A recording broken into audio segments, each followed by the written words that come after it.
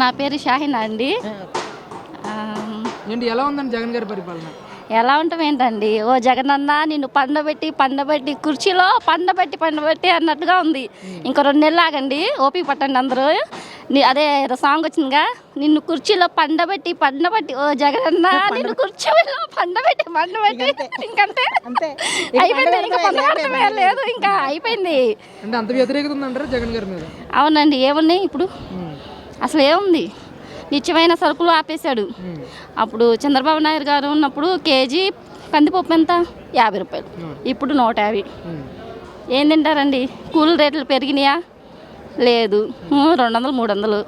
చచ్చిపోతున్నారు జనాలు. అయితే భర్తలు పనులు లేవు, ఇంకేం చేస్తారు? ఏముంది ఇంకా ఆయన్ని పండబెడతామే, పడుకుంటాడు. ఇంకా 2 నెలలు ఏమి ఇచ్చాడండి? కరోనా టైంలో భర్తలకు భార్యలు ఎంతమంది దూరం అయ్యారు? ఎవరన్నా వచ్చి చూసారా? పథకాలు ఏదో పెట్టారు, ఆ పథకాలు కూడా తీస్తారు. కనీసం చంద్రబాబు నాయుడు గారు ఉన్నప్పుడు మట్టి ఖర్చులకి ఇచ్చేవాళ్ళు. ఇప్పుడు ఆ మట్టి ఖర్చులకి ఇస్తున్నారండి. ఎంతమంది బాగుపడ్డారు తెలుసా? కనీసం అక్కడ సమాధి ఇది పెట్టుకొని ఆ మట్టి ఖర్చులకి ఇస్తే దేవుళ్ళగా అద్దుకొని వాళ్ళని మట్టి ఖర్చులు చేసుకున్నారు. 5,000 ఇచ్చేవాళ్ళు. తర్వాత ఏమో 40 రోజుల దినానికి 30,000 ఇచ్చారు. ఇవన్నీ ఎంత సహాయం చేశారు తెలుసా? ఇప్పుడు అవన్నీ చేస్తున్నాడా? రంజాన్తో ఒక ఇచ్చేవాడు, మళ్ళీ ఈ మట్టి ఖర్చులకు ఇవన్నీ ఆగిపోయినాయి. ఎంతమంది బాధపడుతున్నారు? ఏమి చేసుకోలేను ఎంతమంది ఉన్నారు. అదండి, ఈయన పాలన సుఖపడ్డవాళ్ళు ఎవరు లేరు. సుఖపడ్డవాళ్ళు అంటూ ఎవరు లేరు. ఎవరిని సుఖపడ్డవారు అంటే సజ్జల లేదు బొత్స, ఇలాంటి వాళ్ళే సుఖపడ్డారు. మిగతా వాళ్ళందరికీ సినిమా అనే ఒక్కొక్కళ్ళు తోసేస్తాడు. మళ్ళీ మొత్తం టీడీపీ చూస్తూ ఉండండి. ఇదే జరిగేది. చంద్రబాబు నాయుడు గారు ఎలాంటి న్యాయం చేశారు అనుకుంటున్నారు మైనారిటీల విషయంలో? మా డబ్బులు మాకే వేసాడు. న్యాయం అంటే ఏ న్యాయం ఉంది? 15,000 అమ్మఒడి అని ఏ న్యాయం చేశాడు? ఆయన న్యాయం చేసినట్టుందా? 40 సంవత్సరాలు 18,000 మాకే వస్తున్నాడు. అవన్నీ ఏ న్యాయం జరిగిందండి? ఎవరికి న్యాయం జరిగింది? ఏమి ఇచ్చాడు ఆయన? చెప్పండి మీరు. మరి చంద్రబాబు నాయుడు గారు కూడా సూపర్ 6 అని ఒక మేనిఫెస్టోని కూడా రిలీజ్ చేశారు. అవునా? చూసినప్పుడు ఏమనిపించిందమ్మా మీకు అసలు? అంటే 3 సిలిండర్లు ఇస్తానంటాం కానీ చాలా సంతోషం అనిపించింది. ఇంకేం లేదు, ఇంక మేము పండబట్టి అని పాట వచ్చింది కదండి, అలా ఎగురుతున్నారు అందరూ. నాయకుడు పెద్ద నాయకుడు వచ్చాడని చెప్పి నవ్వుకుంటున్నారు. ఎవరు గెలుస్తారంటారమ్మా అసలు? ఇంకా అసలు గెలుపు అన్నది అది బాబే. జనానికి తెలియాలి.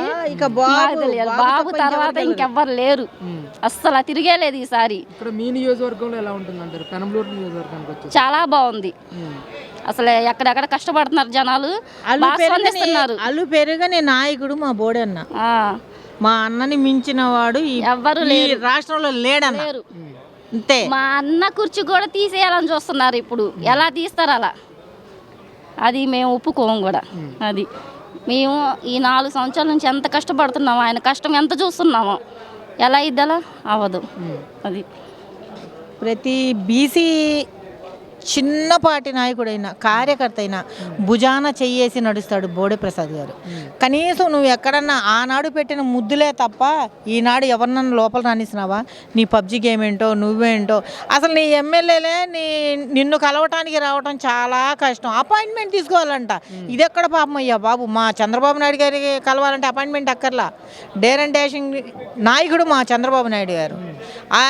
ఆయనకి అనుచరుడుగా మా బోడే ప్రసాద్ గారు ఎవరు వచ్చినా డైరెక్ట్గా ఆఫీస్లో రాగలుగుతారు.